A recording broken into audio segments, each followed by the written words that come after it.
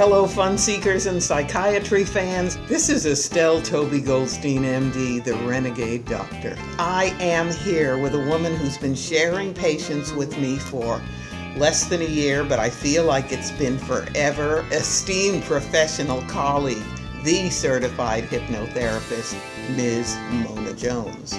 Wow, I like yours better. I sound so fabulous. Very good, thank you. Okay, so Mona, what's a nice girl like you doing in a job like this? I used to think a hypnotherapist was 100 years ago, the black cape, the guy with a mustache, and here there's a nice lady like you. There are a lot of misconceptions that surround hypnosis. Anytime we see something in movies or even cartoons, it's always something mysterious and sinister, but it's really not. It's the power of the subconscious mind, or unconscious mind is the more correct term, but the power of the unconscious mind to make change happen for us. I think the key word is power. People see what you do as incredibly powerful, and I have very proud men who say, I can't be hypnotized, I'm too strong. Yeah. And I have other people who say, this has been my problem my whole life, she's going to change it in a couple of sessions, what's she going to do to me? What's interesting that you use that sentence, what's she going to do to me? And particularly when I'm working with children, I say, I'm not going to do anything to you. You're going to do it to yourself. So all hypnosis really is from you and to you. I'm just the tour guide that's going to take the client through the process and teach them how to access that part of their mind. So when someone says, I'm too strong, I can't be hypnotized, what they're really saying is, one, they don't know anything about how hypnosis happens, or that they don't know how to access their own mind. And again, as a tour guide, I help people get where they want to go. I can tell you, very few people know how to access their own mind. Yes. I mean, I can tell them it's vaguely between the ears, but it's very hard for me It's to very explain. hard, yeah. I like to explain it. It's like if your mind was a computer, the conscious mind is the desktop, and the subconscious mind is the hard drive. So you're right, most people don't know how to open up their hard drive and make changes on their computer. They need someone who speaks that language, or who knows how to get there. So that's what I do, is go in there and just guide them to that hard drive where they can make changes. Which is a nice analogy, but one of the first questions I get asked is, am I going to be like I fell asleep and I won't know what she did to me during that time? Yeah, I think that's a legitimate fear that people have, is the loss of control. But really what it's like is, and maybe you're in a meeting and it's not particularly interesting and you begin to daydream. So you're looking but not seeing. You are hearing sounds, but you're not really listening, and your mind leaves the building. So you're fully in control of your body the whole time, but you just are in another time and place in your mind. And you could easily snap out of it, put yourself back into your seat and pay attention again. But when we're daydreaming, it feels good. So could you really, if they didn't want it, make somebody rip off their clothes and bark like a chicken? They would have to have an unconscious desire to rip off their clothes and bark like a chicken, and it does cost extra. Okay, well, I hope the cost differential is enough that you remain in control for the session. All kidding aside, there are some problems I think that hypnosis is better suited to helping than others. And if a person were to come see you and had no interest in my medical me doctor number, what kinds of people come to see you for help with what kinds of problems? It's used for a wide variety of situations, everything from athletic and academic performance to some of the more serious issues. Certainly when someone's medical doctor refers their client to me, or their psychologist refers their client to me, it's because as much work as they're doing on the issue and they can't resolve it, it's because the subconscious is holding on to something. It's holding on to a behavior, it's holding on to a mindset, because it believes it's protecting the being, the person. So things like things from childhood, trauma from childhood, when I get a referral for that, it's so interesting to watch how easy it is to get the subconscious mind to let go of the past and be able to set that to peace. Okay, I'm assuming then that people would not come to you with physical, what we call lesions. Like if someone has an ulcer in their stomach, you're not going to be able to close it through hypnosis. You know, there are hypnotists who routinely do that. Huh. Yeah, they are super into the mind-body connection in terms of the physical aspect of that. And I've heard of amazing things. It's routinely used to lower blood pressure, which is Lowering blood interesting. pressure I can understand because a lot of that is in the head anyway. Yeah, well, A there you lot go. of that is psychologic. But I would say that someone should talk to a doctor if they have a lesion, like something you'd usually fix surgically. Yes. Talk to them first. Absolutely. Before you go to a hypnotist. I know what I refer to you is usually what we call functional pathology, like I got a feeling already that the mind has something to do with what I'm seeing. Yes, yes. And really everyone who has a physical issue should be looking at the physical, doctor first, and then, if that doesn't work, to move on to a hypnotist or working in conjunction. I mean, that is a really powerful combination for the body, mind, and spirit. Oh, doctors and hypnotherapists should definitely hang out more. I've no doubt of that. So, you're going to bark like a chicken and rip your clothes off. No, I'm the hypnotist here. Well, everyone can see that way. It didn't work. All kidding aside, if people have a medical problem, it's nice when you work together with a doctor, or people know that what can be done medically gets done. Yes. But you mentioned earlier the trauma is easy. Well, easy is relative. I mean, so for example, I'll meet someone, they say that their psychiatrist has, referred them out, and they've been working on this trauma issue for a very long time, and it's still with them. It would get better at times, and then it would go back, but they have not been able to resolve it. So what do? You visualize the trauma in your head? We don't want to relive it. We don't need to relive it to release it. Good. Yes, it usually involves informing the subconscious. So a lot of times with trauma, there's guilt, there's just like a not clear understanding of what happened, some resentment for other people in the story, and just being able to go into the subconscious and kind of almost rewrite the story. We're not ever going to give the person amnesia. We can't suppress or delete the information. We just reframe the way that the mind perceives the story. Okay, typical trauma.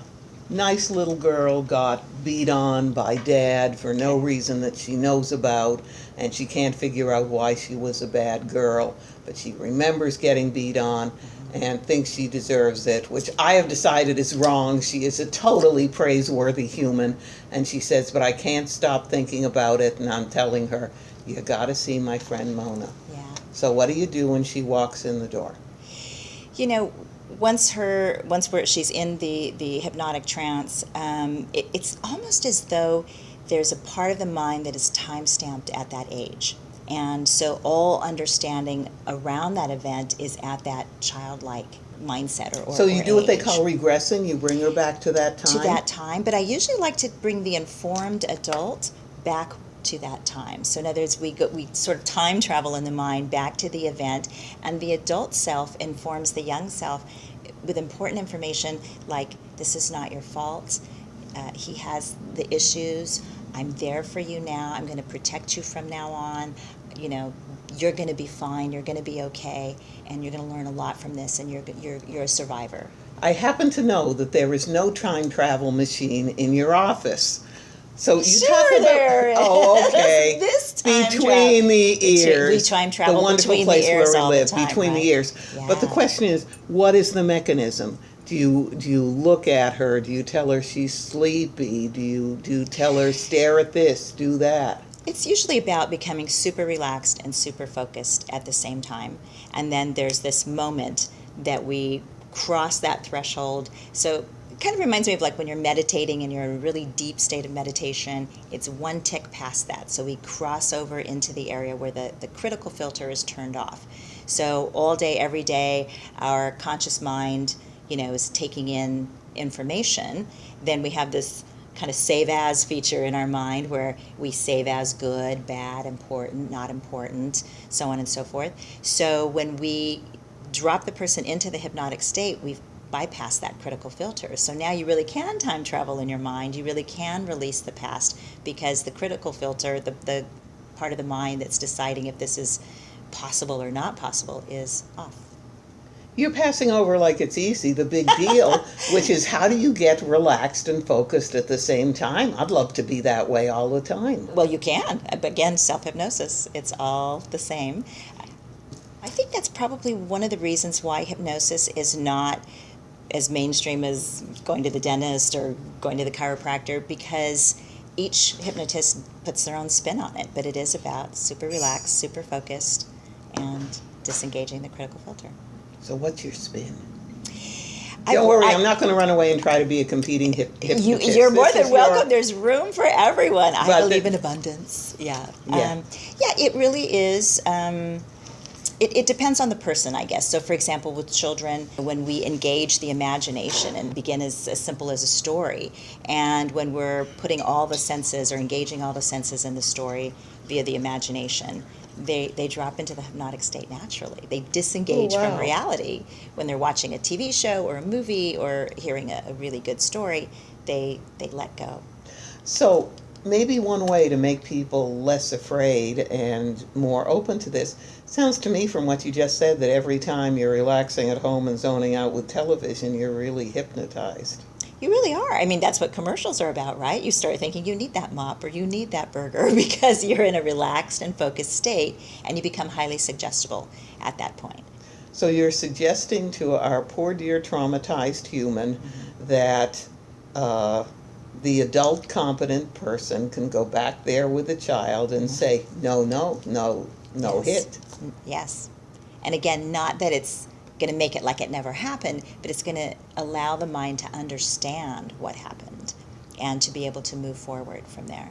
And as far as what it's going to be like for each person, the first part of the appointment is gathering information from the client. You know, what does that part of them need to know about the past? What do they need to know about that story?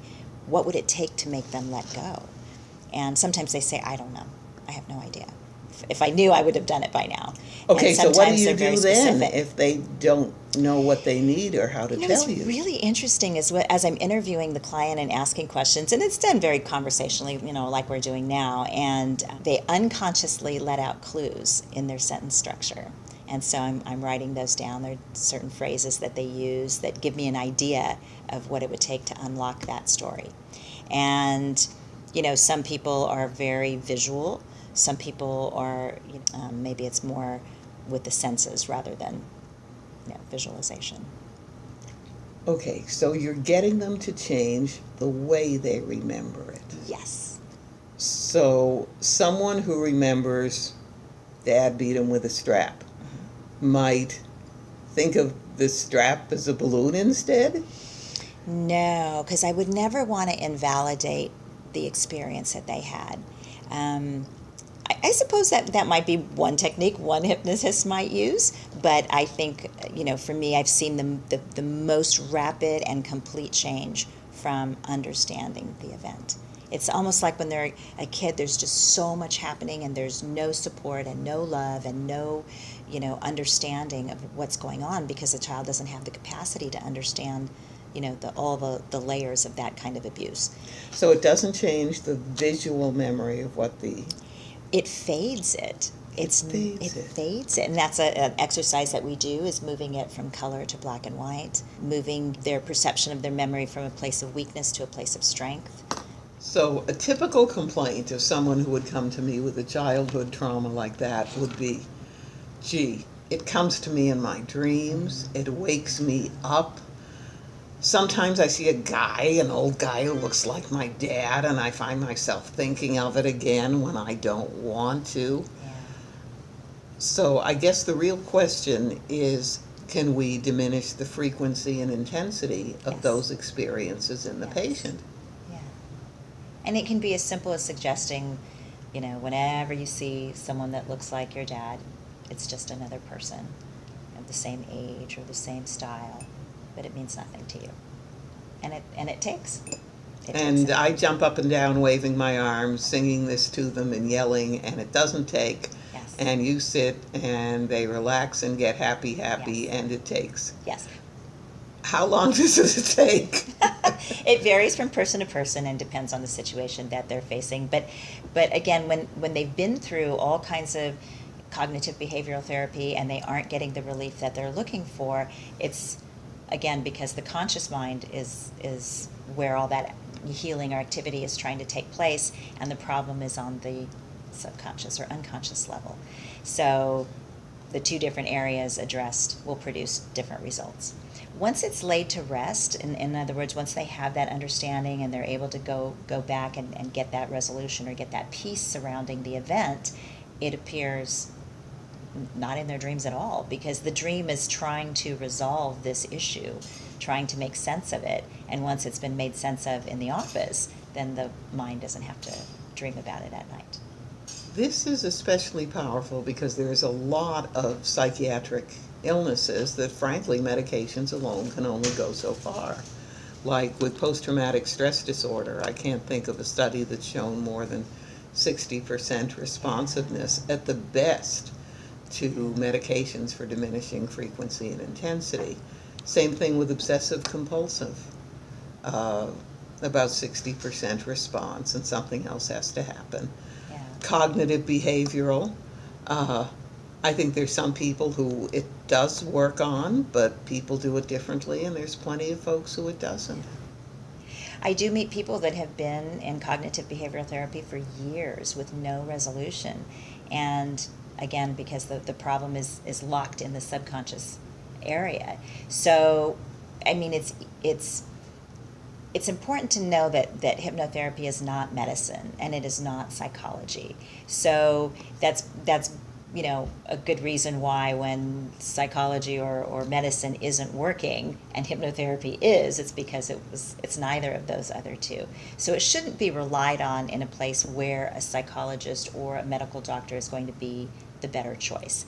But when we're working with psychology and hypnotherapy or medicine and hypnotherapy, it is incredibly powerful.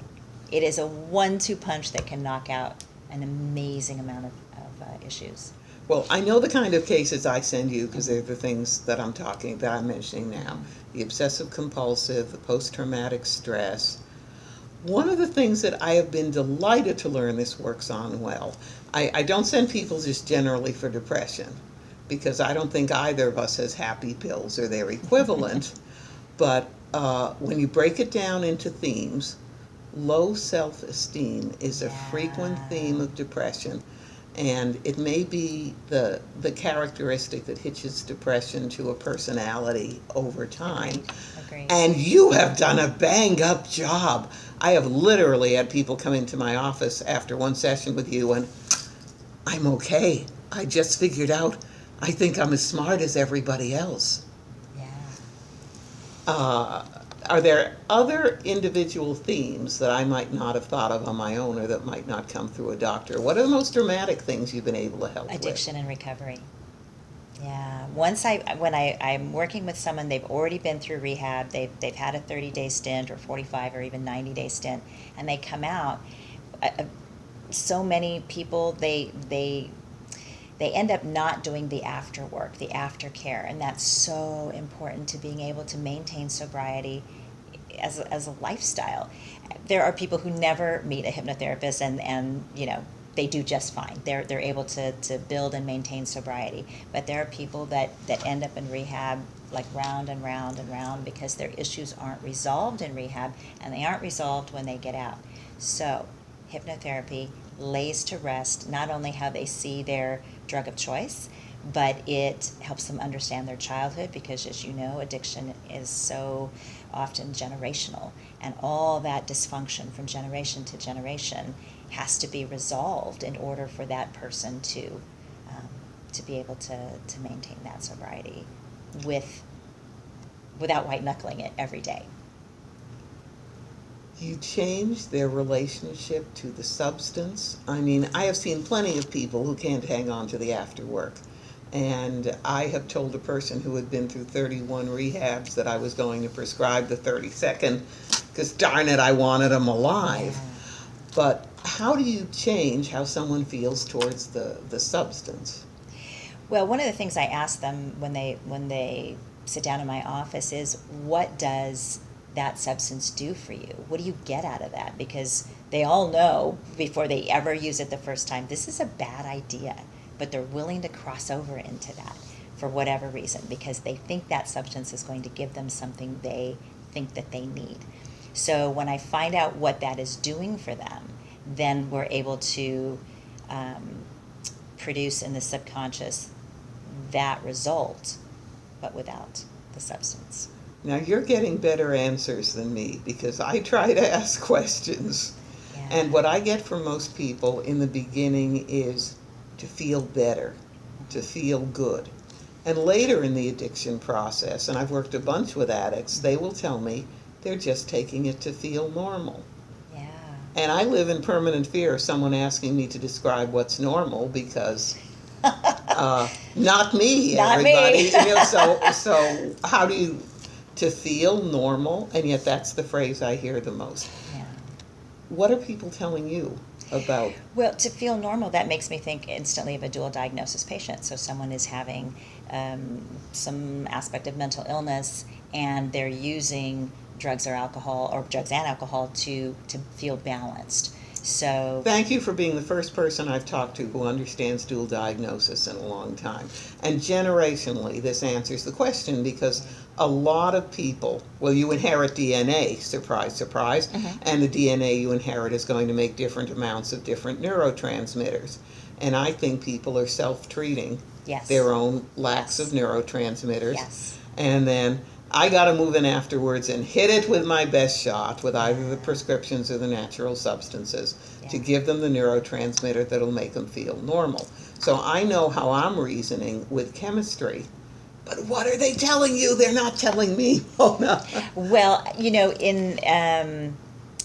inherit the DNA, as you said, so there's probably a predisposition to addiction or addictive personality, but it's also environmental. I mean, as you know, it's learned behavior.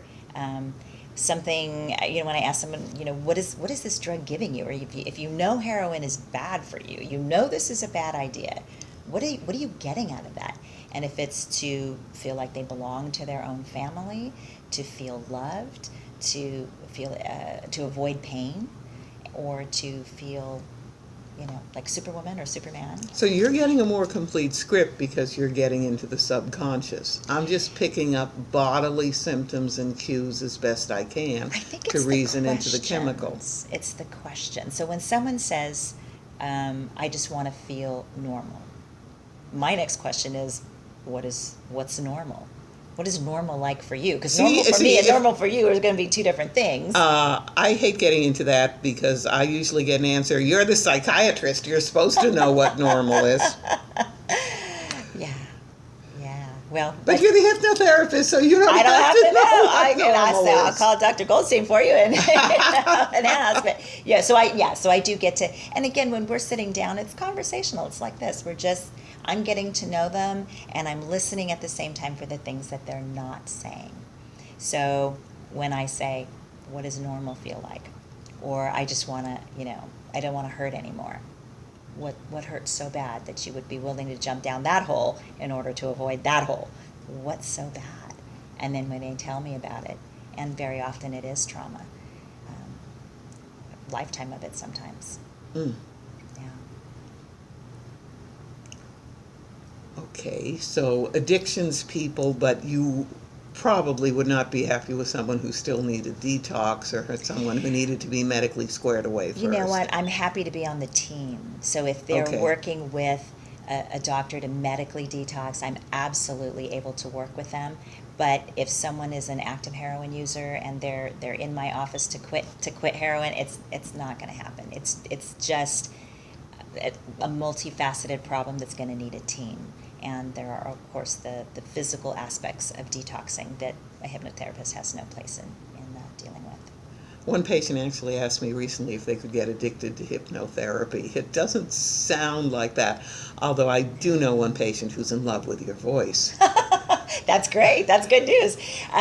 No, you can't become addicted to hypnotherapy because the problems are resolved so quickly there's nothing, I mean, it gets kind of boring if you've, once the problem's resolved. I mean, people do come in for a touch-up, or they have a situation, they know that hypnotherapy is going to make them feel better about it, or they just want to, it's like a spa day for your brain, but that's something you do occasionally. It's not something that you would be compelled to do or addicted to do. The most seriously addictive personalities that I've worked with, I think the longest I ever saw someone was 5 months.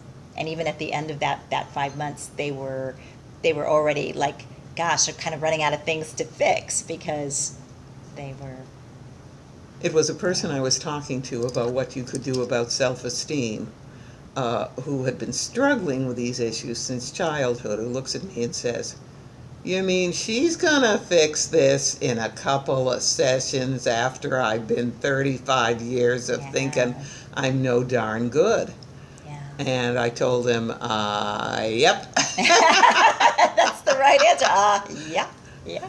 I wouldn't say it's going to be, if somebody's got 30 years of that, what happens is with each session we build upon the previous session. So most people with just a moderate issue or situational, like maybe situational depression or situational anxiety, 3 to 5 sessions, it's usually resolved. When someone has a deep, really ingrained problem, it's going to take more. It's going to take more sessions, but it's not going to take a year or 3 years.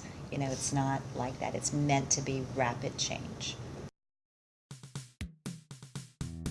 I have been really pleased to have as my guest my friend Mona Jones, certified hypnotherapist who does miracles every day in her office. I am Estelle Toby Goldstein, MD, the Renegade Doctor. You've been listening to Brain Talk. There's a great world outside there, but there's more excitement and drama in the wonderful world between our ears. Well,